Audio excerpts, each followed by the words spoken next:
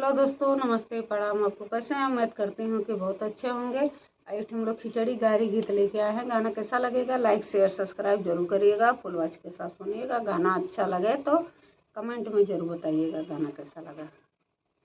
जब से कल जवा से भले बीए पास, जब से कल जवा से भले बीए पास हो, खिचड़ी पे गड़ी मांगे बनना हमार हो, खिचड़ी पे गड़ी मांगे बनना हमार हो। जब से काल जवा से भले बीए पास हो, खिचड़ी पे गड़ी मांगे बनना हमार हो, खिचड़ी पे गड़ी मांगे बनना हमार हो। नाही लाए टीका चैना नाही लाए हार हो, नाही लाए टीका चैना नाही लाए हार हो। लाए तलाए हुए सड़िया उधार हो, लाए तलाए हुए सड़िया उधार हो।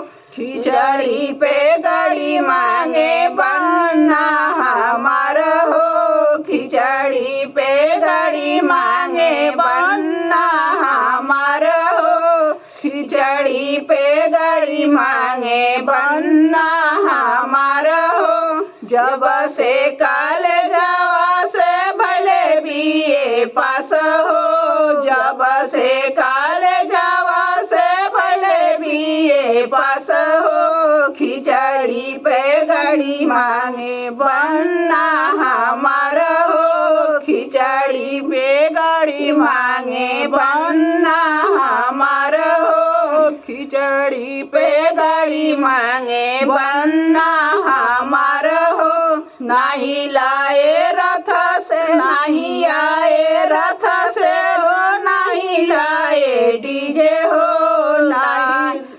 नाही लाए नहीं आए रथ से हो, नहीं लाए डीजे हो। लाए तो लाए हुए करवा उधार हो, लाए तो लाए हुए करवा उधार हो। खिचड़ी पे गड़ी मांगे बनना हमार हो, खिचड़ी पे गड़ी मांगे बनना हमार हो, खिचड़ी पे गड़ी मांगे बनना हमार हो।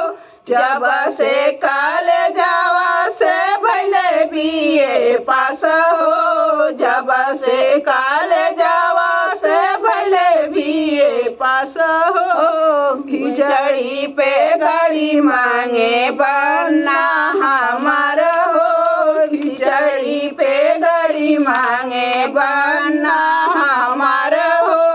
जब से काल जवा से भले बीए पास हो, जब से काल जवा से भले बीए पास हो।